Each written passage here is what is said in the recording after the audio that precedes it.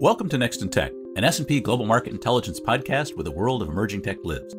I'm your host, Eric Hanselman, Principal Research Analyst for the 451 research arm of S&P Global Market Intelligence. And today we'll be discussing the results of the Women in Technology study with research directors Katie Darden and Melanie Posey, who are also returning podcast guests. So Katie and Melanie, welcome back to the podcast. Thanks, Eric. Thanks, Eric. Always happy to be on the podcast. And happy to have you on, especially when we've got groundbreaking research like this. The Women in Tech project covers aspects that are far-reaching. And I want to dig into the background and really, what are its goals? Yeah, Eric. Well, the project arose from conversations that go back many years in some cases with colleagues and others working in the tech space about what it means to be a woman in tech, where the opportunities are, and honestly, what some of the challenges are.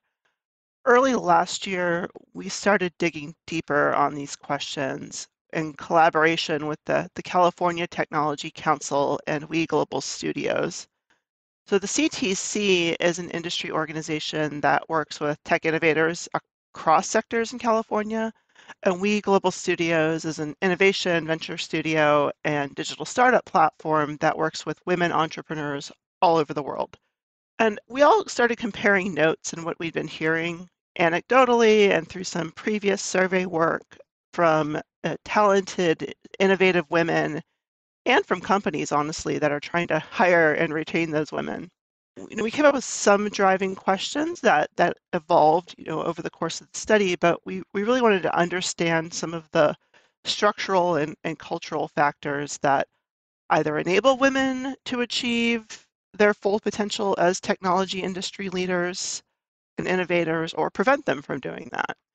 And we also wanted to recommend some steps that tech companies and companies in other sectors can take to really optimize the benefits that come from a diverse talent pool. And so to answer those questions in a meaningful way, we decided to take them straight to women and conduct a survey, which we did in the fourth quarter of 2021. And as part of that survey, we got responses and heard directly from more than 600 women operating, working across sectors. Well, I mean, we've had perspectives on diversity in tech that we've been looking at, tangentially in a number of different places. Melanie, those are things that you've been managing on the 451 side, but it seems like this is a big step up in terms of what we've been looking at. Absolutely, Eric. And we actually at 451 Research started looking at this whole issue of diversity in technology quite a few years ago. And that deep dive look was occasioned by some of the bad behavior over the years that we've seen at various Silicon Valley companies in the late 2000 teens. So it made us take a look at what is it about tech companies and also about technology functions across the board that makes it seem a bit inhospitable to women. So we decided to take a deep dive on this whole issue of workforce diversity in tech. One reason was because the folks developing all the applications, laying out the digital strategy, designing the UIs, training the machine learning algorithms, these all need to be a diverse group of people and representing society at large because our economy is becoming increasingly digital.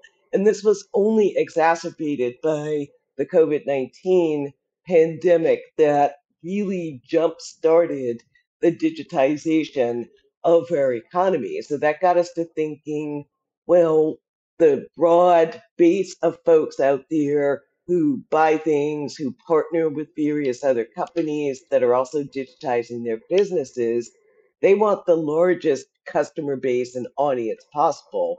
So shouldn't the people developing the technology to enable that also reflect the largest possible tranche of the population at large? Well, and you raise an interesting point, which is, that there ought to be this reflection, throughout the technology that's actually supporting this. Cheryl Kingstone was on a couple episodes ago talking about consumer attitudes about ESG. And it was interesting to see some of those perspectives that as long as they were aligned with consumers' personal experiences or personal situations, there seemed to be some very tight binding there. But this is really looking at the inside out perspective of within technology environments, and really looking at attitudes and experiences that have really come from half of that tech workforce. I mean, the challenge, I think, we see in technology, there's that sort of expectation that the tech ought to be a discipline that's results driven, but that's clearly not the case. It's not all hard metrics. There are a lot more complex dynamics that are out there. And what are those aspects that the project's exploring? Yeah, I mean, it's interesting, Eric, you say, it should be results driven. And I guess it depends on what you mean by results. As I said, our study surveyed women across sectors from the actual, technology companies and media and telecom space to financials to healthcare to consumer companies and others. And, all of these industries have their own operating metrics, of course, but there are definitely some common threads. Everybody needs revenue and to make a profit. Everybody, as Melanie was saying, has to innovate and compete in this increasingly digital market. Everyone needs to practice smart human capital management. And as we've been hearing almost constantly in recent months, we are in a very competitive labor market. So at least in the short term, companies want to minimize employee turnover, which can be very costly, and they want to fill their open roles with the best talent as quickly as they can. But longer term, we know people of all genders have been restructuring and really deeply rethinking their personal and professional lives, especially over the last 2+ pandemic years. And so longer term, as that reshaping continues, companies want to be in their best position to attract the people who have great ideas, who are extremely innovative and talented and experienced, or have great potential. So as you said, we came at this from the inside in and tried to ask directly, particularly women, what they want to see from their employer, what is important to them, and what will keep them happy and productive and doing their best work. So let's dive into the study results. What does it show, and really, what were the indications that we're getting out of the study? I think the most important indication was that almost 60% of the women we surveyed identified flexible work hours and remote work and issues related to work life balance as a key driver of job satisfaction. And this finding is important because, once again, of the effect of the pandemic and the changes that occasioned, which kind of look like they're about to become the new normal right now. So, in that respect, some of the outcomes of COVID-19, things that happened by necessity rather than necessarily by choice, have turned out to be quite interesting and quite helpful in boosting overall job satisfaction, in the sense that the workplace is just a lot more flexible overall, which makes for a better overall environment and experience as women working in tech. So it sounds like that was a significant aspect of what the survey respondents were identifying as what was valuable. What were the other aspects that they saw as important in their workplace or their environments? Well, the only other, so Melanie mentioned that nearly 60% of our respondents identified flexible work hours, working from home, as a top factor influencing their career satisfaction. The only other factor that we asked about that was identified by a majority of women was seeing women role models in senior leadership positions. I think as Melanie can elaborate on a bit, we've seen some progress here over the last few years. Definitely perceptions of progress from women in this and other surveys. So I think to the extent that we continue to see more women working in tech, and especially in senior positions in tech and in other parts of businesses, we could potentially have a virtuous cycle where, if somebody sees someone who looks like them at the most basic level in a senior position, they can envision a path for themselves at that company and a really great road to success, and will be more likely to want to stay with that organization and deliver their best work there, as opposed to moving to a competitor or potentially becoming a competitor themselves. Yeah, and that's a really important factor, especially for younger women. One interesting aspect of the study that we came up with when we looked at women who were 45 and older versus those who were 45 and younger, what we found is that the younger women tend to be more optimistic about changes on the horizon and think that conditions for women in tech roles had improved over the previous year and would in fact continue to improve. So what Katie says is a very key thing here, that being able to see people who look like you, having more women in senior IT positions in organizations that are rapidly digitizing is really important because it has a normalizing effect overall and kind of bakes into tech the whole idea that diversity is ultimately important, not just because it's the right thing to do, but it's also something that increases an organization's chances of being successful in their digitization efforts. And digital business actually requires the broadest base of customers and partners possible. And having a diverse base of people feeding into those strategies, feeding into those operations is a key thing for success. So it's kind of that saying, doing well by doing good is the motivating factor here.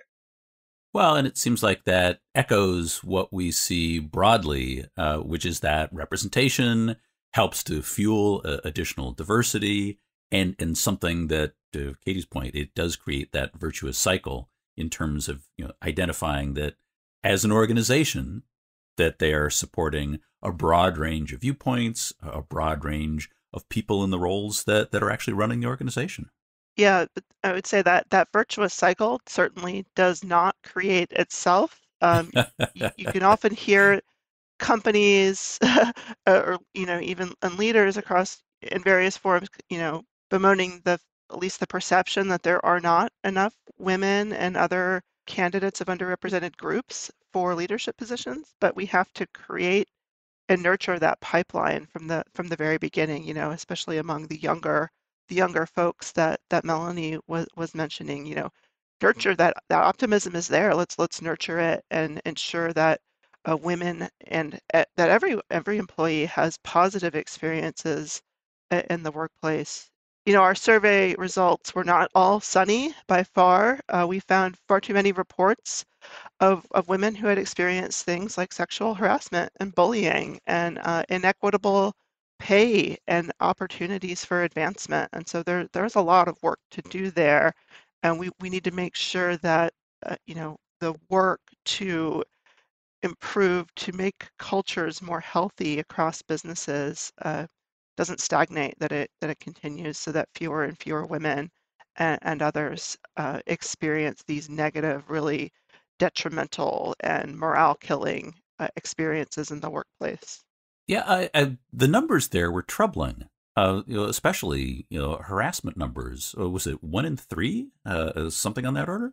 That's right. Yeah, 1 in 3 women in our study had experienced sexual harassment at some point. 1 in 3 women had experienced bullying. And then, maybe less talked about, but still very troubling are the everyday microaggressions. And, 1 in 2 women had reported having experienced everyday microaggressions, which can range from, being talked down to, or having someone take take credit for your ideas, to all sorts of other things that really are counterproductive to what all of these employees and their larger businesses are trying to achieve.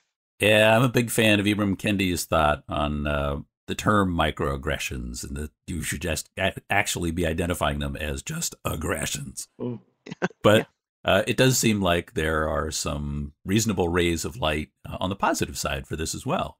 Absolutely. There are things that we should point out and celebrate that are going in the right direction. And in this survey, we found that the respondents estimated that women hold, on average, 40% of the IT roles in their organizations. And one thing to point out here is that the whole idea of what a tech role is in an organization actually does go beyond just simply IT. A lot of it has to do with things around, say, digital strategy or e-commerce, which always have a tech component, but it's really important that as products, services, strategies are delivered and executed by a digital means, that you have women in the IT roles and also in the business strategy roles that are shaping what that IT looks like. So, as I mentioned, on average, women are holding about 40% of IT roles in their organizations. And this compares to 27%, which we found in a 451 research study about 3 years ago. So we're seeing an increase in women's representation in these IT roles, which is undoubtedly a good thing for some of the reasons we talked about with regard to representation in an increasingly diverse digital economy. And another ray of hope here was just the kind of roles that women, specifically in IT positions, tend to hold. So historically, when you've thought of IT, what you've thought of is, kind of men in a data center clustered around a mainframe dealing with kind of big iron pieces of technology and servers and storage arrays and all of that. And there, women have not been well represented. But the really interesting finding, and I just love this, that we found this in the survey, was that women are increasingly in transformational IT roles, things like software development, engineering, data and application management, rather than in the non-transformational IT roles like infrastructure operations and end user help desk.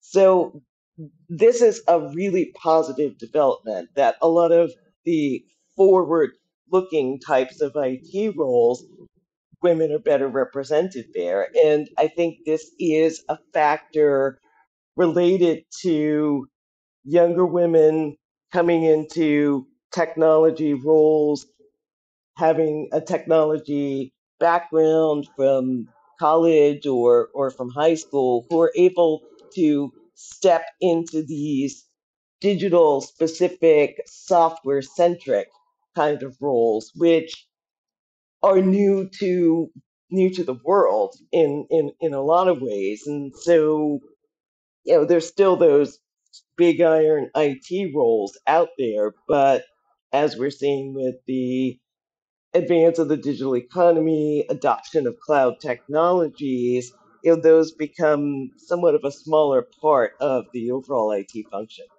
Well, and having women in roles in which they're setting strategy, doing design visioning, a lot of those pieces have direct impacts on customer experience, on user interfaces, on all of those aspects that also are important to reflect a diverse perspective in terms of the audience that they're trying to engage. Absolutely, Eric. And I think that's most important when you start talking about the machine learning algorithms, the way that the models are trained, having representation there is vitally important. Again, not just to have a diversity of perspectives and viewpoints and life experience reflected, but also so that companies can actually get digital business right. Yeah, and I think that obviously gender is really just one piece of the picture here. This is a study on women in technology, so that's where we focused. But obviously, there are many lenses to look through here. And even within our study, we found some more potentially troubling views, such as, we found that white respondents were more likely than women of other races to say that men and women were paid equally. And so, to the extent that we're seeing progress on the gender front, we need to make sure that we look as well at other aspects of people's identity so that we really do have that uh, true holistic diversity of perspectives. And, as Melanie was saying, make sure the stuff is working right, working for everyone. Well, to identify how things ought to be working, what do you see as the most important aspects of the project that organizations should be keeping in mind, both as they're looking to build advocacy as well as planning for growth? One thing that struck Melanie and me over and over again as we were analyzing these survey results is that women are not a monolith here. There isn't one set of company policies or one type of company culture that's going to work for all women, much less for all employees. And so we found it very interesting to dig into some of the more specific aspects of this data and find these key distinctions in terms of women of different age groups, women in different roles. There were some surprises there. So for example, we mentioned earlier that by far the most important driver of career satisfaction for our respondents was that workplace flexibility and the ability to work from home. Here is where we found one of our surprises. We might have thought that women with children at home would be more likely to value that flexibility. In fact, we found the opposite. We found that women without children at home were significantly more likely to see workplace flexibility, remote work as a key driver of job satisfaction. So if there's a lesson there, I think it's to interrogate your assumptions about what matters and what matters to whom, because you might find that tweaks or changes to your workplace setup or culture can have some surprising effects where you might not have expected it. Well, I mean, this is an area where we've got to work to overcome what is that natural human tendency to pigeonhole, to stereotype, and it's really easy to sort of say, oh, women's issues are X, or these are the Mm-hmm. kinds of representational issues that we've got to deal with. When in fact, we're dealing with humans, we're dealing with a population that is highly varied, and we've got to ensure that we're working to include aspects of that, but also understand that there's a lot of variability. And Katie, to your point, you may encounter some surprising aspects. But this is something where I guess organizations should be looking for those things that could be surprising. Absolutely. To the point you made earlier, Eric, about women are not a monolith, employees in general are not a monolith. There are lots of ways that organizations can retain existing tech talent and attract new tech talent. Obviously, work life balance is important for all of us across the board, but some other factors we found that influence the plans to remain with the current employer, have to do with respect from colleagues and customers. So that speaks to company culture.